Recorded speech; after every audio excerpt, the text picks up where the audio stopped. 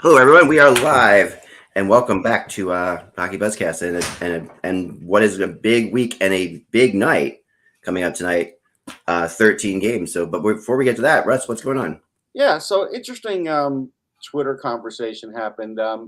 There's been in baseball. There's been a lot of big time arm injuries for pitching. Shane Bieber. There's a whole list of guys. Strider for And Atlanta. Strider. There's been at least 3 or 4 in the last week and a half, and this has been going on for a little while now. And so I always kind of ask around, do research, and try and figure out what's going on. And a lot of times, with something like pitching, it starts really at the youth level. But what's interesting is Major League Baseball has definitely set the rules against pitching. Like the pitch clock is against the pitchers. All these other things are against the pitchers. And you could only marginalize pitching so much. And so like a guy, Bill Pulsifer, who used to pitch for the Mets, had a nice major league career, good pitcher, has been putting some good information up there. And, he did mention how it starts in youth ball. And I agree. It's like, this isn't a thing that could get fixed overnight. Now, baseball could certainly tinker with it and do away with the clock and maybe one or two other things to kind of help it. But at this point, they are at the point where they're losing frontline pitchers. So it would be the same as if you had the NHL, all of a sudden a rash of goalies were starting to get hurt. Because people will go and see a star pitcher. Like they will. They'll go see Zach Wheeler. They'll go see Garrett Cole, who's another one who's out right now. They'll go see those guys and they'll pay money for them, and they're running out of them. And so I do think Rob Manfred is partially culpable. I think it started before him, obviously. But I do think at some point, like Major League Baseball needs to talk to like the youth leagues, get them all together, get some other outside people like a Bill Pulsifer, like people who actually pitched in the game, and get their input and start doing it, because we know guys are throwing too hard for too long. That's obvious. They used to be a thing where if you watch the broadcast and you'll remember, it'll be like, whoa, he really dialed that up in the 8th inning to get that last guy out, or a 7th inning or whatever. Yeah. That's all he's got, though, and that's it.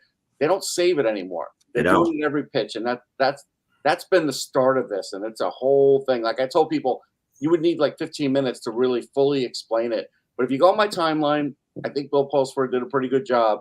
But in the interim, it's a big problem in the sport. Well, I mean, I'll just say this because, obviously I've been a baseball fan since, I can remember watching the 77 World Series and Reggie hitting the 3 home runs.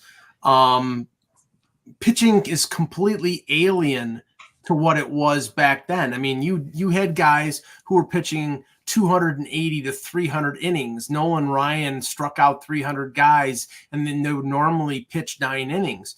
They didn't throw 98 miles an hour every pitch. Even Ryan was throwing curveballs. You had guys that were mixing it up. And the problem is now, I don't think the pitch clock is a problem. I think the problem is the fact that you got guys who either throw 99 all the time, or throw things that like a splitter that has wear and tear on arms. There is no use. There is no pitching anymore. It's throwing as fast as you can for as long as you can. That's why these pitchers, they come out after 90, 95, 100 pitches at the most, which is 2, maybe 3 times through the order. And it's not the fact that the 3rd time through the order, the hitters know what the pitcher is throwing. He's only throwing at 93 or 94 the 3rd time through because he's been gassed because he's throwing 100 miles an hour every pitch. So they have to learn. They have to make sure that they learn that these pitchers know how to pitch, know how to throw slow stuff to take the stress off their arm. But they're not going to do that because I think they think right now pitchers in baseball are as disposable as running backs in the NFL. They don't draft them in the 1st round anymore. They draft them in the 5th round. They run them into the dirt after 4 years. They don't re-sign them because they're all worn out, except if they're somebody special. So that's the reality. And Rob Manfred, enjoy. The one last thing on that one, though, is the reason the pitch clock is a problem is it has changed some guys' delivery. Yes. Guys were a little more deliberate. And once you start changing a guy's delivery, other things change too. So that's the part of that. Yeah, that part of it, yes. Yeah. So what's interesting is I went to the the CMT Awards in Austin for my wife and I spent the last weekend in Austin for our 25th wedding anniversary, and we had a great time. So I went to the CMT Awards, and out comes Roger Clemens. I don't know if you guys saw this at all. No. But so they did a big thing on Toby Keith, who recently passed away, and and how Roger Clemens, I guess, was a really good friend of his, knew him really well, and Clemens came out, and really interesting to hear him talk. He came out, get with baseball in his hand. It's really interesting. Like, I don't know why baseball in his, but he was like, so he had baseball in his hand. And he was like talking, and he gave a really heartfelt thing, and it was just interesting to like see like this baseball. One thing I've always realized, and I've realized this because I've been in the music world and the hockey world, is the combination of the sports world and the music world that there are a lot of friends. There's a lot of they really. Everyone in sports wants to be in music. Everyone in music wants to be in sports. That's what I've noticed. Yeah, no, I agree. That's true. It's the funniest thing. Like, was Taylor Swift there? She was not there. She was not there. I don't think she considers herself country anymore. Well, she wasn't up for any of these awards. But the CMT awards are like very specific to country music television. But did Beyonce get an award or show up? She did not show up. And there was a rumor that she was going to, but she did not show up. But I'll tell you, there was some really good. The big star in country music right now is this guy named Jelly Roll. Yeah, who's like this really big guy. Yeah, I've seen him. Tattoos and stuff like that. He won almost everything. Like, is this the guy who covered Tracy Chapman? No, that's not him. No, that's the guy who was in jail, came out of jail. Really heartfelt, good guy. Yeah, good guy. Really overweight guy, but really nice guy. And but then they were all talking about the Tracy Chapman cover, right? And they said, what's gonna be the next big cover in country music? And apparently these two groups have put together this cover of Phil Collins' "Take Me Home," and they did that's cool. They did a version of it, and it was really good. I mean, I don't know why you would think that's bad, Mike. It was really good. Well, okay. I'll just I mean. I have to hear it first. Like Phil would be happy with it, I'm sure, like because he's going to make some money. Yeah, I think that's one that could translate. I don't think Phil needs the money. He sold his copyright for $300 million, but here's an example. This is you have to get into the mind of Mike. If this were like no reply at all, like you can't do a country version of that. It just right. You have to find something that Collins did that could translate, and he's already done Motown, so they're not going to do Motown. That's like 3 times over. So I think that is a song that could translate. It does. It translated really well. I mean, they did a kicking version of it live. It's on. If you want to look up CMT Awards, "Take Me Home" on YouTube, I'm sure it's out there. I'll look it up. But there are very few Phil Collins songs that have been covered well. One is the one I sent to Russ, and I think I sent to you, the Sarah Jarosz cover of. A long way to go, which isn't a big. It isn't a hit. It's a little too slow. Yeah. But "Take Me Home" is a hit of his, and it's like it's now they try to cover Susudio. I would like. That'd be ridiculous. I mean, but like Fast Car has become a giant hit in country music. And I remember I love that song. Love that song when it came out. I know you did too, Mike. And it's like I saw her play it at Lilith Fair. I saw her play it before that. I saw her play at Amnesty International, and when she played with like right when that song was coming out, she was with like Gabriel and Springsteen and Sting. And the whole 9 yards. And but I'm so happy for her. She hasn't had any hits since then. This song must have made. You can't imagine the amount of money this song has made. And the funny thing was the backlash was against this guy because he covered it, and she came out and said, "Hey, I'm making money off of this, and great job." And it opened up a whole nother like people like country music people now like want to have like book Tracy Chapman into concerts and stuff like that. Sure, why not? So it's great. It's a great thing. Look, I'm not a big country fan, but I do think there's some crossover that works. There are some good crossovers. There's apparently a show called Crossover that the country. Oh yeah, no, I've saw it a bunch of times. Yeah. So I think that's where the Tracy Chapman song was first played, actually. So anyway, all right, here we go. Let's get started. All right, what's today's date? The 8th, 9th? It's called 9th? Yeah, give it a go. I think it's the 9th. Lucky World, it's Tuesday, April 9th, 2024. I'm Michael Agello, and the eclipse is bullshit. Oh, come on. I'm Russ Cohen. I enjoyed the small version of the eclipse that I got. I didn't see it. I'm Eklund, and I was in an airplane during the eclipse, and it was the coolest thing ever because although the sun was above us, we couldn't see the sun because it was directly above the plane. But we watched it get pitch black dark as the sun, because we were ahead of it in the same path because I was flying from Austin to Philadelphia. So the path was pretty much the same as the eclipse was moving. The eclipse was going like towards you more, Mike, right? It was going more towards like Western PA. Oh yeah, Western, PA, yeah, but yeah, Western PA and New York. But so we were flying along, and we took off like 10 minutes before the eclipse. And my wife's like, "Oh, we're gonna miss it." I'm like, "No, we're not. The eclipse is gonna pass us. Like the eclipse is flying. Like the eclipse is cruising." Yeah. And sure enough, like about 20 minutes into the thing, it got pitch dark outside. I got some cool pictures of it. It was really wild. It was awesome. It's the celestial planets in their dance, Mike. What's wrong? I agree. I enjoyed it. If I saw it, I would have. You're pissed off at the eclipse. I mean, this is how good the meteorologist did it. They said it was going to be a 3:23 in Philly, right? Yeah. I was out there at 3:15. And I'm out there. I have the glasses. I even had a thing for my phone, but my phone doesn't have a huge zoom. And I caught a little bit with the glasses, and I'm like, "Wow, this is great." And I caught a little bit with the phone. That's cool. Were you in this plane, Ed? Maybe. Yeah. It might have been me. And honestly, actually, I can see it is me. Yeah, you can see me right there. My wife next to me. Yeah. Honestly, it was a very cool thing to see. For me, it was like 30 to 45 seconds, and it was about 80 to 85% coverage. But it was wild. And I enjoyed what it gave me. I would have enjoyed seeing it, but I went outside. We had clouds. It got dark. We had clouds. And then it got light again. And we had no. The glasses? The glasses. And the glasses could see through clouds. Yes. No, Mike, okay. I had the Russ. Here's where you blew it. I'm going to tell you where you blew it. It was cloudy. I didn't blow anything. You did. It was cloudy by us too, Ek.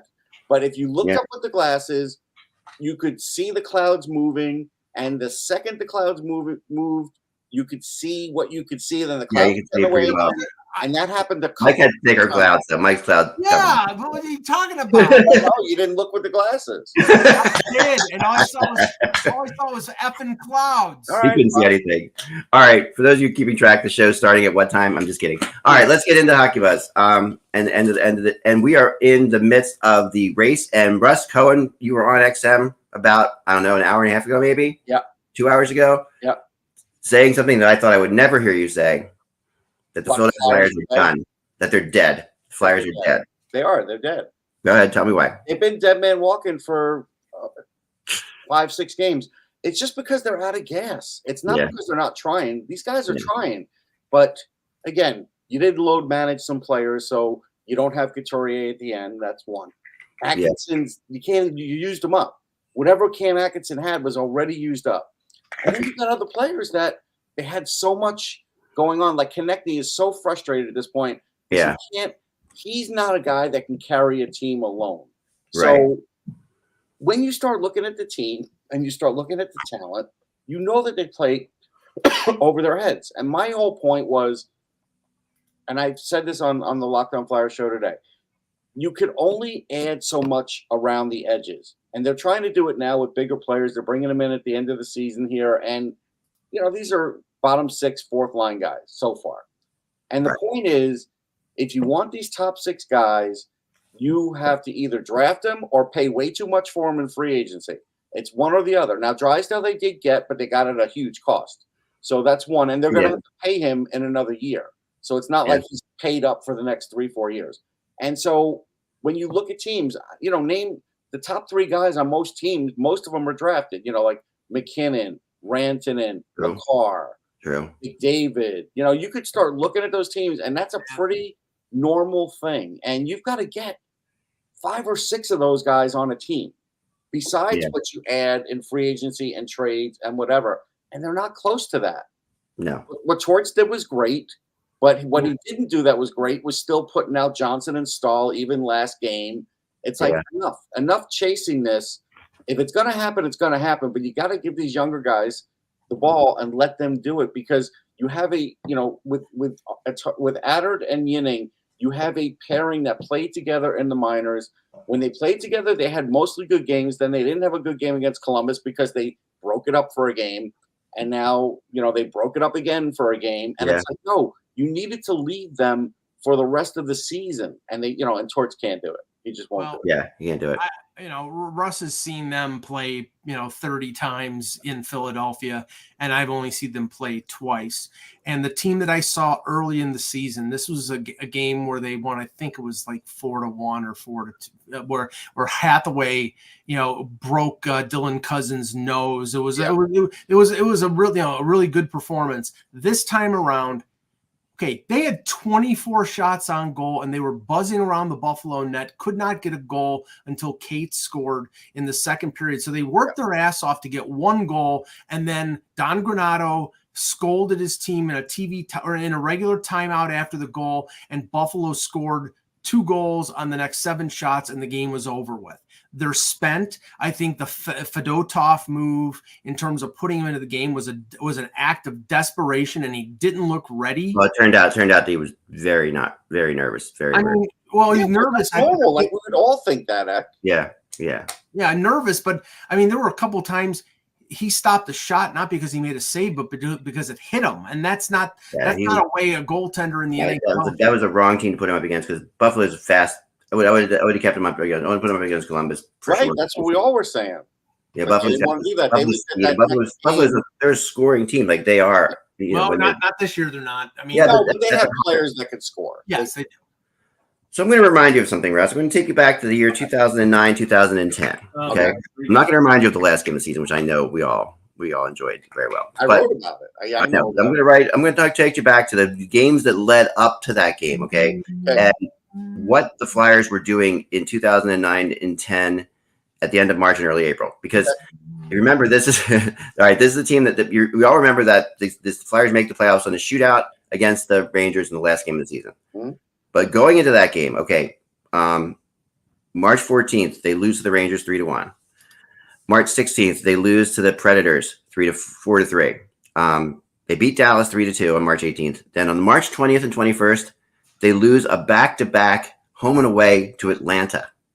All right, the Atlanta Thrashers, who don't even exist anymore, they lose back-to-back, and then the 23rd, they lose to Ottawa at home. So now they've lost 4 of the last 6 games before that. Okay, they lose to Minnesota in overtime, and then they lose to the Penguins. So that is 1, 2, 3. That's 7 out of 8 losses going towards the end of March. Okay. They beat New Jersey on March 28th, and then maybe they're turning it around. They only have like 6 games left now, or 6 games left in April, and they come out and they lose the first 2 games in April to the Islanders and to the Canadiens. They managed to beat the Red Wings and they beat the Maple Leafs, and then they lose to the Rangers. You remember on April 9th, like right before, and then they beat the Rangers in overtime on April 11th. That team was horrible down the stretch. Actually, they beat them in the shootout. They beat them in the shootout, right? Yeah, they beat them in the shootout, right. I'm sorry, yeah, they beat them in the shootout 2-1. The score was, but yeah, that team was like they lost like 8 of their last 11 games. Right, but as Michael Cohen points out, the talent level on that team was much greater, and they had Chris Pronger. Like it's just, it's to me, it's not applicable. They had Brian Boucher in that. Or Leighton, but Brian Boucher was awfully good too. Both those guys are better than Urson right at this moment. Urson's at the very beginning of his career, so I can't draw a comparison there, me personally. Yeah, I mean, what's weird about it though is like I remember that I went back to look at it because I remember specifically having this feeling in 2009-10 that they were done, like that they looked so bad that they didn't deserve to be in the playoffs. Or like this team doesn't deserve to be in the playoffs. I remember saying that. I remember feeling that very strongly. Like it's a nightmare. What's a nightmare is Detroit playing Washington tonight. Right. That's a nightmare. And especially if it's a 3-point game. Right. If that's a 3-point game, that's forget it. Like that almost puts them out of it right there. Montreal is really defending home ice great. Like they have to get past Montreal. Yeah. No, they have to do a lot now. They have to do a ton to make the playoffs right now. And I'm not saying that I don't think they're going to make it either. But the reality is, the BuzzTron does, Russ, and right. So BuzzTron went 7-2 last night, and had a rough weekend. BuzzTron went what? 1-1 last night. 7-2 the night before that. Wait a second, 7-2 is impressive when there were 2 games. 1-1 last night, 7-2 the night before that. All right. So Mike, can you bring up my blog for a second? Yes. And put up my blog where it has how the standings are going to look. It's about midway down. It'll give you the standings in the. Yeah, this is when the BuzzTron acts like a 486. This really is. I swear. BuzzTron's still clipping along pretty well. It has taken a little bit of a beating lately, and it always does at the end of the season when teams stop caring. Yeah.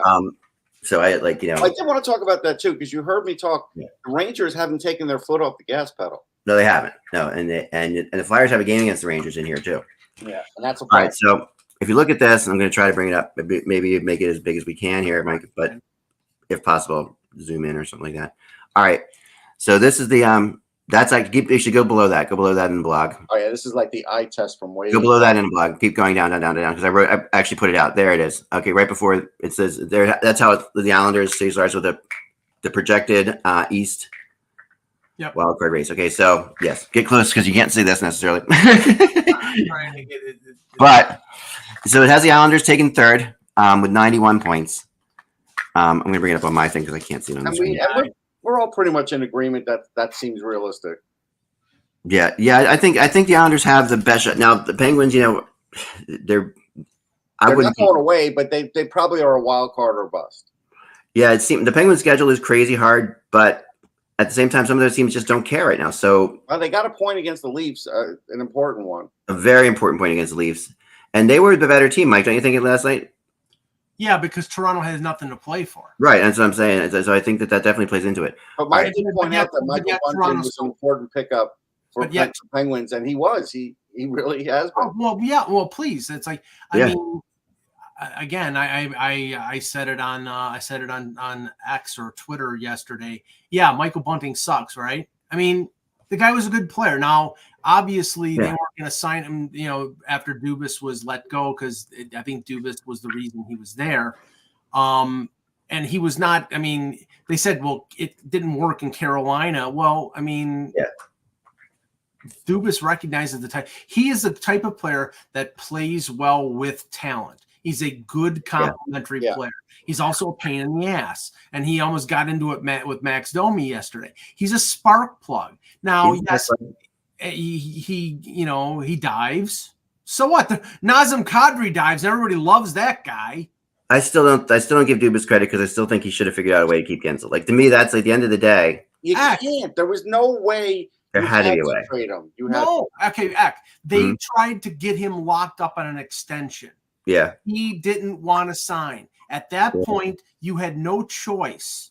Now, if they make the playoffs and they traded Gensel, then that's a grand slam home run because then they still make the playoffs. But for sure. But I don't know. It feels like that they waited way too long to try to give Gensel that. They were negotiating with him the whole time. They were trying to sign him since December. Yeah. Well, I don't know. I'm just saying. It's hard to believe that he wanted to leave there. Like deep down, he really wanted to leave there. Look, did he want to leave? No, but he didn't want to stay at their price. Yeah, I get that. That's really what it is. So here's how the wild card works out according to BuzzTron. Tampa, of course, is there. Tampa's untouchable. They're 100. They're going to finish with 100 points. So the Flyers with 90 points and the Capitals with 90 points. But the ROW 35 for the Flyers, 33 for Washington, Detroit 89 points, and Pittsburgh 89 points. That's how it plays out right now. Now listen, the Flyers have to win tonight. They have to win out. They're telling you they're winning out. They're winning out. They're winning out. They're not winning out. I think don't they have room for one loss in there somehow?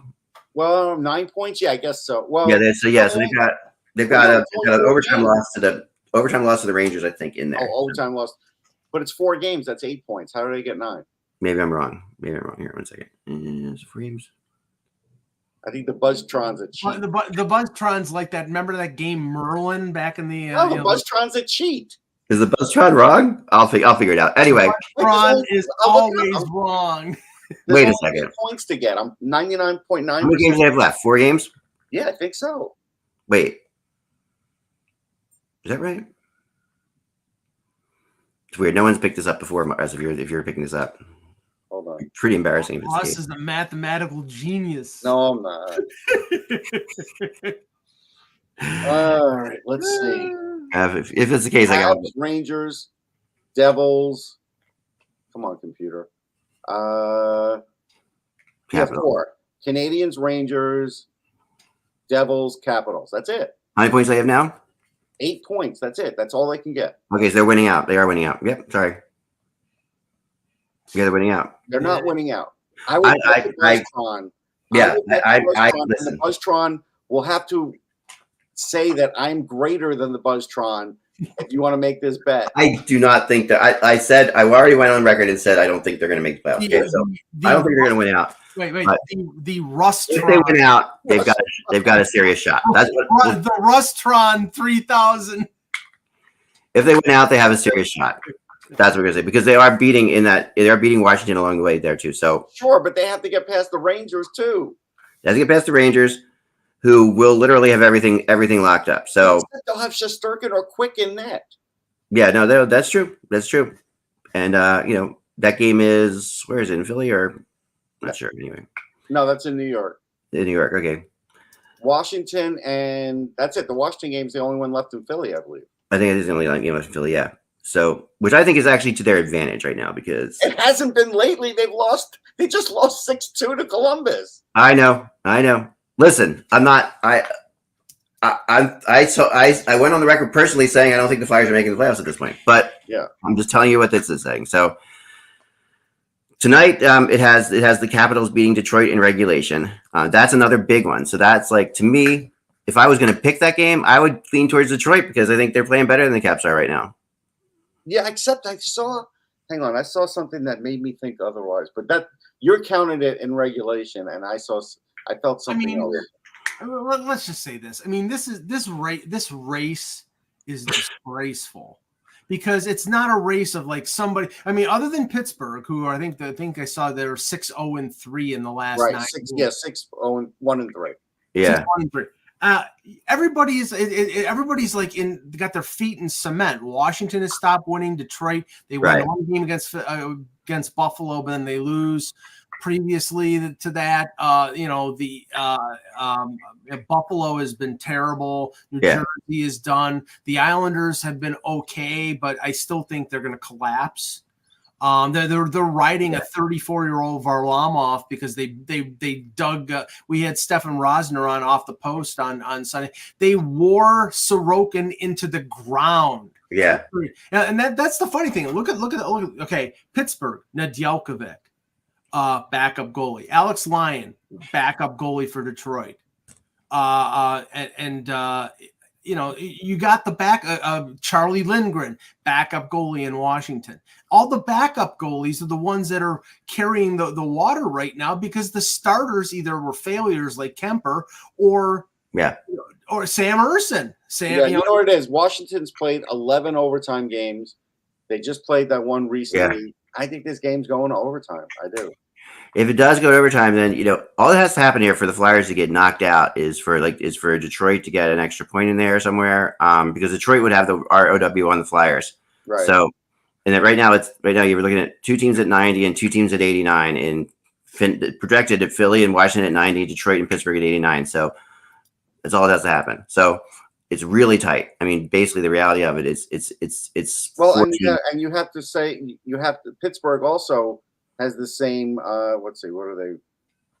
No, actually, they're 2 above. So Pittsburgh is 2 above the Flyers in ROW too. So yeah, but they will finish 1 point below them according to the BuzzTron. So that's the thing. Maybe. Maybe. I'm just saying. That's a possibility. I know. I say that's a possibility, but I don't think the Flyers have 4 wins in them. I just don't think they do. I would be shocked. Too, but And if one of those 4 wins is the last game of the year and they give Washington a point, depending on how Washington has played. If they have Washington point, yeah, they're easily. I mean, they can't give Washington a point, and they can't let, because they lose the tiebreaker to Washington. They do they do depending on who wins It depends. Right now it's tied. Yeah, I think Washington probably has to win 3 out of 4 and beat them probably. Right, because the ROW right now is tied. Yeah, with Washington and Philly. And according to what the BuzzTron says is that the Flyers Washington has some wins coming up too, but they're not a regulation win. So that's the difference. Where was the BuzzTron made? In Philly? Is that where it's manufactured? No. Cupertino, California. It does seem. Doesn't it seem like that? It does seem like that. BuzzTron had the Flyers almost not making the playoffs from the very beginning. If you remember, like, they were like barely making it. So it has. You know what? This is the same thing that if Mike's going to get the cold cuts and he says that doesn't look like a quarter pound of roast beef, and the guy's got his thumb on the scale, it's the same thing happening here. It has. I don't have the thumb on the scale. I don't want the fly. I don't. It has an orange and black case. It would be infinitely easier for me if the BuzzTron was telling us right now the Flyers would not make the playoffs. Believe me, it would be infinitely easier for me because people are going to rip me to shreds about it. I do not. That's why I'm coming out publicly saying that I don't think they're going to make the playoffs. But I'm going to sit there and say that, algorithm says otherwise. It's stabbing you in the back. The algorithm is stabbing in the back. And whoever makes the playoffs out of this group is going to get lucky to make it. I mean, honestly, the reality is that because. I mean, honestly, the biggest threat is if Pittsburgh were to make it, you could make the argument that they may be able to stun one of the other two teams if their power play came alive because they have a talent level. And then Velkovic's hot. Like, he's hotter than all these other goalies. Pittsburgh by far is the best of these teams right now. And I have found the originator, the inventor of the BuzzTron.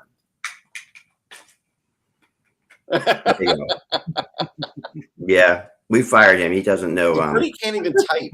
He doesn't know C++, so we got rid of him right away. Is C++ still a thing? I don't know. I don't think it is. I remember there was BASIC. There was C++. I don't even assembly. know. Maybe it's assembly language he's doing. I'm not sure. It's probably assembly language. Assembly language. Oh man. Anyway, we'll see. So let's go. But the other races are still actually a little bit more interesting too. So tonight, let's talk about the big games tonight because tonight we have these are the big games I have listed. The Caps Wings. Obviously, this is one of the biggest game of the night. It's the biggest game of the Wings in a decade. Like I think that this is like since the Wings have not decade, but in several years, this is the biggest game in the regular. Right. The Red Wings have a chance tonight to really put themselves into a wonderful spot here. If they can win this game, the BuzzTron will put them in the playoffs, put it that way, if they win this game. Because right now they're scheduled to lose it in regulation. There's a limit to how many teams the BuzzTron can put in the playoffs. I just want to remind you. There is a limit to how many teams will listen. Yes, the BuzzTron is definitely in favor of the play-in and a 20 team playoffs. Even if the Red Wings were to get a point tonight, Russ, the Red Wings are in the playoffs. Okay, no matter what the Flyers do. Okay. So if the Red Wings get a point tonight, because the Red Wings have the tiebreaker on the Flyers. Yeah. So that would be okay. I mean, that's interesting. I think there's a chance they're going to get a point tonight. I do. Right. So that would knock the Flyers out right there. Flyers in Montreal, we talked about that one. The Jets and the Predators, which is a bigger game than I think people are realizing because are the Preds in any kind of trouble? The Preds could get caught for the final wild card. No, they're not. I mean, come on. First of all, they're 94 points and the Blues are at 87. No. No, for the talking about Vegas. Vegas could catch the Predators for the final move ahead in the wild card standings. Yeah, but Vegas would jump over LA. Not necessarily. Well, if they got 1 point, if they got 2 points, they have 94 and LA. No, but at the end, Mike, the way it works out at the end with the standings right now. Oh shit! You got to go to the standings. The Kings are going to end up with 102 points. Nashville 100 and Vegas 99. I don't look at that stuff. No, but that's where it could be 102, 199. So the reality is, if Vegas were to win tonight, they would finish 100, and Nashville would project to finish ahead of Nashville in the seventh spot. How much would you dread if you were the Dallas Stars, Vegas in the second? I know. Oh no, you don't want that matchup, man. No. I'd almost purposely lose the last 4 games to be the second division winner. Right. Right. I don't know there's not a real big. There's definitely a prize to not being. If you're those wild card teams, I think you'd rather play Edmonton or Vancouver.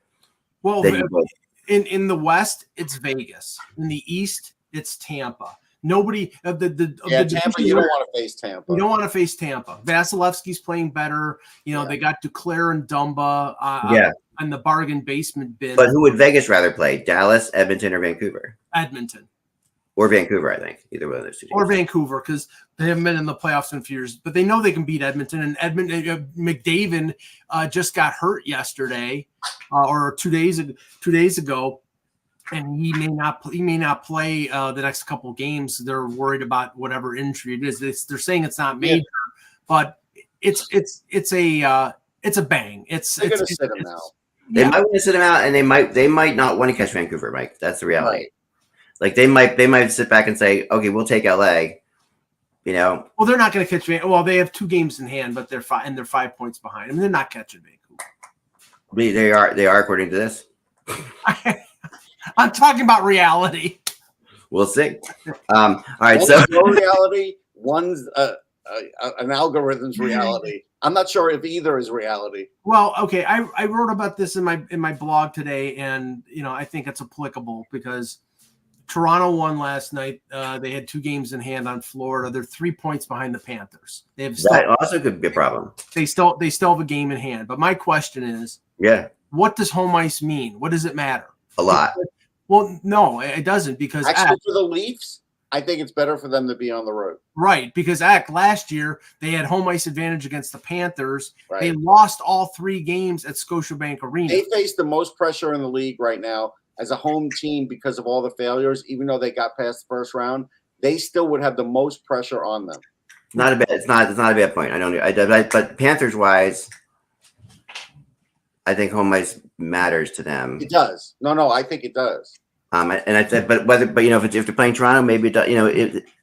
Just in general, I think that it's hard to say. Toronto has the, I think, 3rd or 4th most wins of any team on the road, so they've been a good road team. Not to say, I'm just saying that it's not determinative of what happens in this series. I think if they get home ice advantage, I don't think it's going to mean much. If they don't have home ice advantage, I actually think they have a pretty decent chance of winning that series. I still will pick Florida. I think they're the better team. But I think if the Leafs start on the road and split the first 2 games, then I think the pressures. I mean, remember, Florida had no pressure on them because nobody expected anything, even after they beat Boston. Everybody was picking Toronto in the second round. This time, they've had a really good year. They've slumped a little bit of late, and now they're the favorite. And Toronto, in any series in the first round, Toronto is the underdog. Every single one. Boston, Carolina, the Rangers, Florida. They're the underdog in all 4 of them. That's true. I did have another at the Islander Ranger game with the Islanders at home. Not only is it a must win, but that's like a game where they have to get a point. Like they can't come out of that game with no points just because it could send them on a losing streak again. Like exactly. We're going to see what they're made of, because I don't think the Rangers, like I said, will just give it to them, especially with the Islanders, especially because they may face them in the playoffs. I think they're going to get the full Ranger treatment. So I think so too. And I don't think the Rangers want to play the Islanders in the playoffs. I don't think they do at all. No, I mean, I don't think they care, but like, is it their number 1 choice? Probably not. No. But would they rather play the Islanders or rather play Penguins, Pittsburgh? That's the question, I guess. Like, I think you would still rather play the Penguins because you would think they can get to Nedeljkovic, and you would think the Penguins defense might fail at some point. Yeah. So I think that's still the better choice. Because Sorokin, or right now Varlamov is red hot. We're not really even talking about, like, in any other town, this would be a full-blown goalie controversy right now. But because Varlamov has been a really good goalie in the past, Waugh's done a very good job of keeping this under control. But, like, we all have to admit, Patrick Waugh has a history with Varlamov. I think it's going to be a lot to take him out of net right now. Because I do too. And I think what Raw has been banking on has been the relationship between those 2 goalies being so strong. Like, I think that at the end of the day, they both pull for each other. They do. And if that wasn't the case, Sorokin's going to get in there over Varlamov now. I don't think so. I'm not convinced at all. And believe me, it's Patrick Waugh, so it's not like you can sit there and say anything's definite. Like it's Mike, what do you think? In terms of what? Who's going to be the number 1 goalie in the playoffs? Sorokin. But Sorokin's not playing. I know, but unless there's an injury. Well, it was over, Mike. I thought the Islanders aren't going to the playoffs, Mike. That's what I'm saying. Unless there's an well, they're not. But you got him. No, well, he asked the question: if they're in the playoffs, who's the starter? He just said who's the starter for the Islanders in the playoffs, Mike. That's what he said. Well, right, but I have to answer the question before I would say if you gave me a chance. Here's the thing, though. So April 4th was the last time Sorokin played. Right. If this is, I mean, they're not going to say anything, but I mean, is there an injury?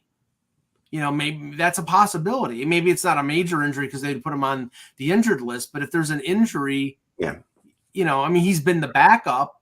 He has won his last 2 games. So I don't know. I don't know what's going to happen. They didn't call up Corey Schneider or whoever their number 3 is, or Christopher Gibson or Ken Appleby or It's whatever. not Corey Schneider, is it? It's not Corey Schneider. No, I think he's retired, but it was last year. It was Corey Schneider. He was retired. I think Schneider's retired, isn't he? He is retired. But I'm just saying, it's like, I mean, him being gassed is the explanation. Yeah. But if there's an injury, then then you're going to go with Varlamov. I think they're missing it. I still think that they're not good enough. Yeah. But the problem is that Philadelphia is gassed.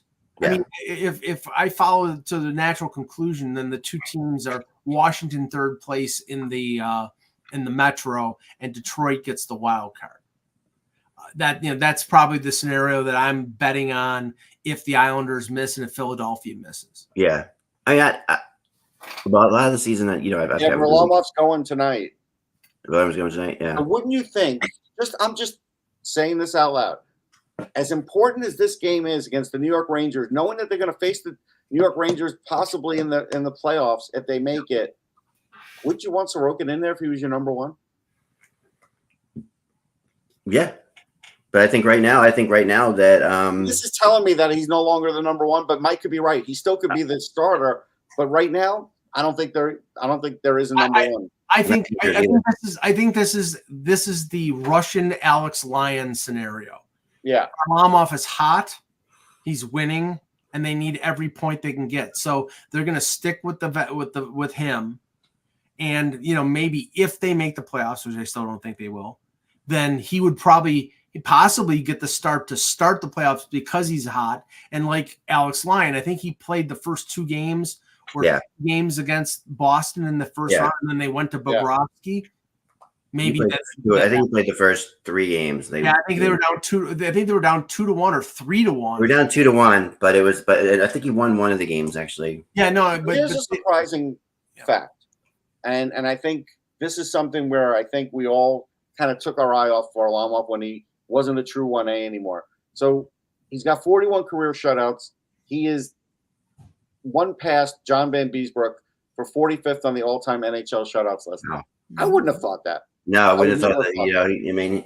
He's had a really weird career, and Varlamov has, but he definitely has had a successful career. There's no getting around that, and he is solid. Like this is the 2 goalies for the Islanders are what is why the Islanders are at all thinking about the playoffs. I mean, the reality is that's like, because if they were a normal backup goalie, they would not be there because they don't score enough goals. The goalies have to win them games. So the reality is that the backup being so good is why the Islanders have a shot at all right now. So right now the playoff matchups, according to the BuzzTron, which is going to be kind of fun to follow from here on out because it could change a little bit, would be the Rangers Flyers, which we know the Rangers would win, the Hurricanes and the Islanders, the Bruins in Tampa and Florida and Toronto.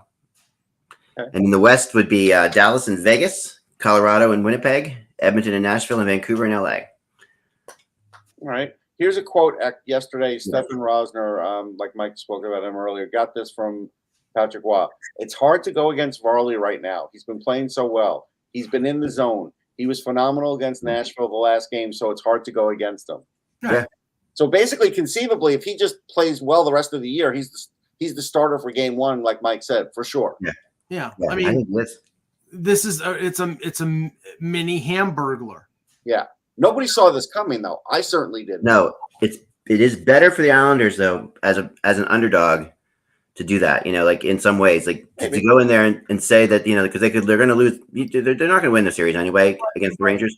But they could go in and lose a couple games and then change the script, flip the script by putting Sorokin in and making it interesting again. But the question is tonight, if the Rangers light them up for 6.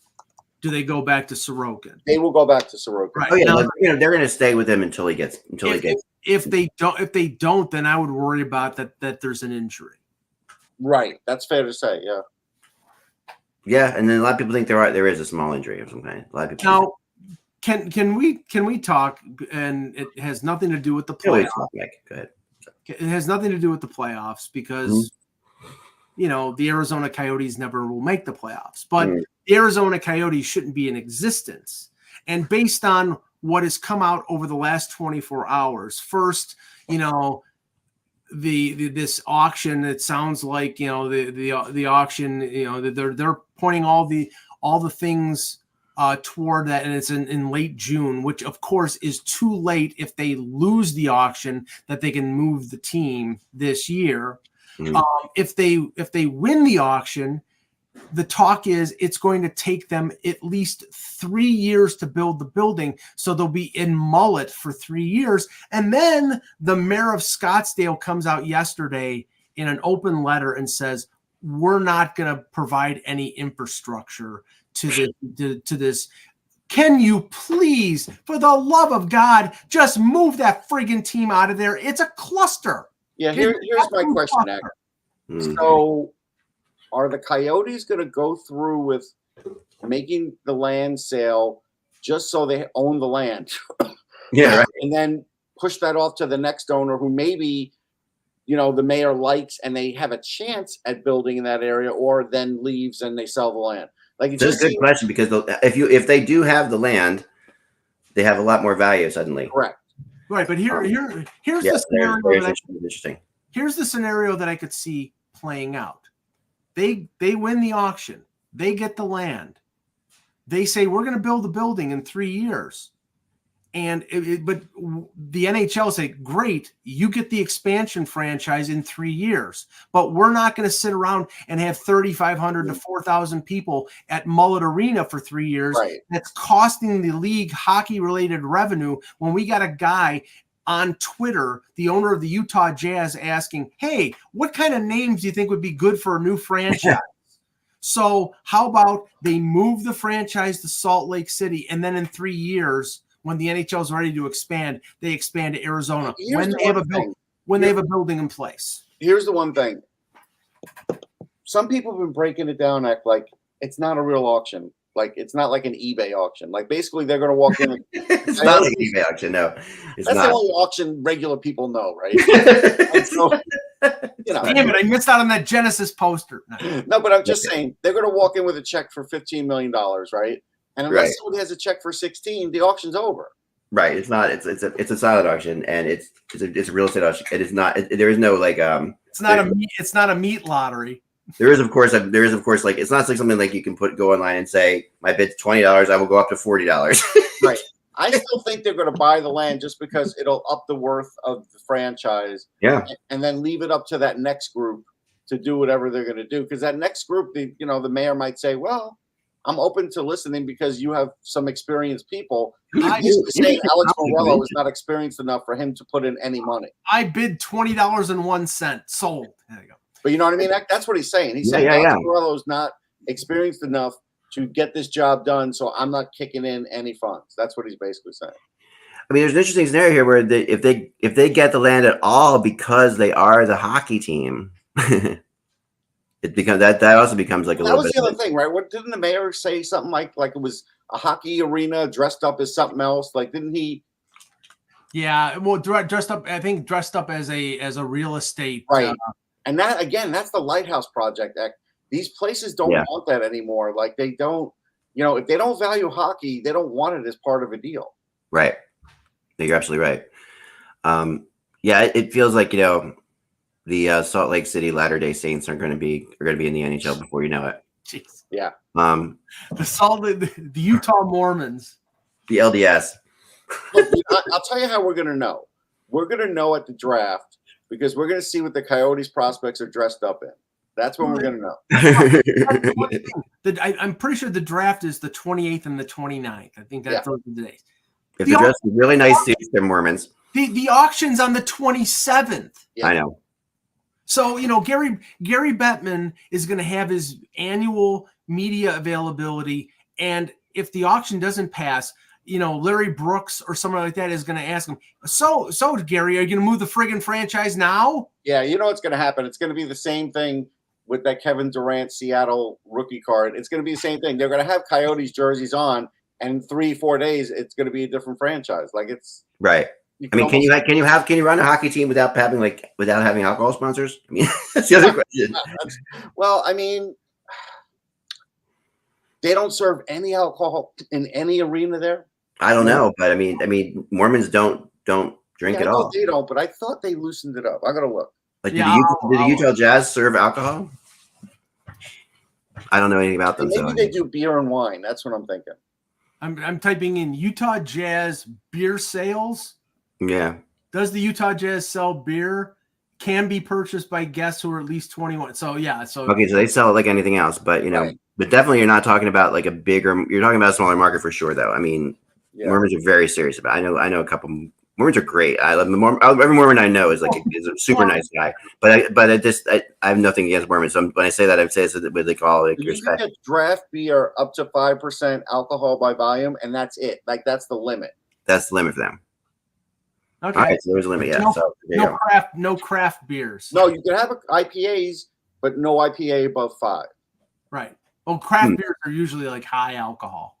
Yeah, some of them, not all of them. I don't think. Can you get coffee in the airport? Dan is saying that's not true, is it? I mean, they don't. I don't think the Mormons have anything against coffee. Actually, I'm not sure about that. I don't know. But anyway, that's an interesting thought. They have rules against caffeine. Is there like a Mormon Coke or something like that? Like low caffeine Coke. Okay, well, there's caffeine-free Coke. So there you go. Yeah, there's caffeine-free coffee, obviously. No, you can get coffee in the airport. Yeah, that's Beans and brews. I'm going to toy with us in the chat room. Don't toy with us in the chat room. Beans and brews. Whoever they are, you just got a free plug. Absolutely. There you go. Geez. So tonight, any other big not free NHL team? So 13 games tonight. Let's go. I'm looking at the games right now, and Carolina Boston's a good matchup, but really Carolina I don't think can catch the Rangers, and the Bruins are 5 points ahead of the Panthers. So that's the BuzzTron predictions, Mike, and then you can give your opinion on each game. Right, here we go. Yeah. Okay. Boston winning in overtime against Carolina. Plausible. Okay. Washington winning in regulation over Detroit. Detroit's been decent at home, so I don't know. I mean, those teams. Again, you have Alex Lyon versus Charlie Lindgren. Yeah, I'm going to say Washington wins in overtime. Yeah, Ovechkin. Hey, Russ, Ovechkin. What, Mike? Does he have 60 goals? No, but he's been scoring like crazy. He's catching. How many does he have, Mike? Like crazy. Bye, Wayne. See ya. Yeah, okay. Austin Matthews is like crazy. What does he have, 64? 65. 65. So what is Ovechkin, 35 goals behind him? Come on. Yeah. I'm talking about the all-time lead. Mike, I get it. I don't know if he's scoring 30 next year. Okay. Yeah. Florida regulation win over Ottawa. That's in Florida. Yeah, the battle of the Kachucks. That is the battle of the Kachucks, and I don't think if I remember right, Matthew Tkachuk has never lost to Brady Tkachuk. I think that's something. I don't. But did you see the Brady Tkachuk going after Nico Hischier? I don't know. Was it another Ridley Gregg type of situation? Yes, it was. I saw it. Okay, so Morgan Riley gets excoriated and suspended for 5 games for going after Ridley Gregg, but Brady Tkachuk hasn't been suspended or nothing. He didn't do anything like Morgan Riley did. Oh, horse crap. He didn't. That's a reality. Okay. Toronto regulation win in New Jersey. Jack Hughes is not playing, so that's plausible. It's over. There's no way New Jersey. The New York Islanders overtime win against the Rangers. Rangers will kill them. That's what the BuzzTron is saying tonight. I mean, it is possible. I don't think it's going to happen, though. Mm-hmm. Tampa Bay regulation win over Columbus. Yeah, Columbus, the only team they beat is Philly. Here's the big upset for the BuzzTron tonight. Don't say it. Buffalo regulation win over Dallas. Oh, my God. Buffalo has the dream alive. Yeah. That's the main thing to play for, really. Buffalo's been really good lately. Happen. We'll see. Nashville regulation win over Winnipeg. That's another really tight one. And was Winnipeg at home? It's in Nashville. No, that could happen then. Yeah. I mean, if it doesn't happen, the Predators are in danger of falling to the last wild card spot.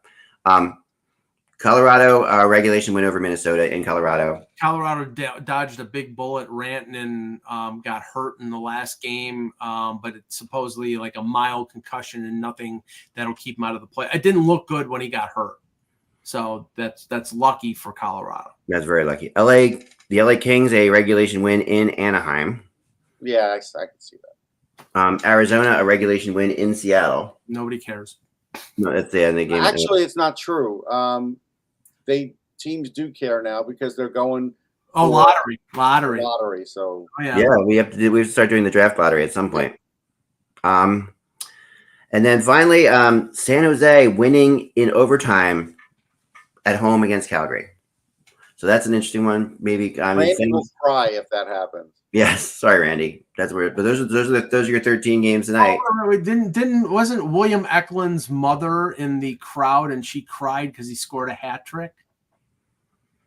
I can't vouch for my sister. I don't know what. Remember, without the buzz, it's just hockey. Hold on. Go ahead. You didn't even mention that the Flyers signed Oscar Eklund, Lind. Oh, I didn't know that. Yes. No, accept no invitations. There's only, that sounds like the Costco version of an Eklund to me. I mean, he's a better goal scorer than you, but not by a lot. Yeah, everyone's a better goal scorer than me. All right, remember, without the buzz, it is just hockey. We will talk to you tomorrow. Tomorrow, I guess, maybe. Probably Wednesday. Maybe, yeah. Probably tomorrow. Yeah. We'll go tomorrow, and because we're going to have a lot to talk about these games for sure. Oh, yeah. We'll talk to you then, guys. Folks, have a fun time. Enjoy the 13 games. Bye.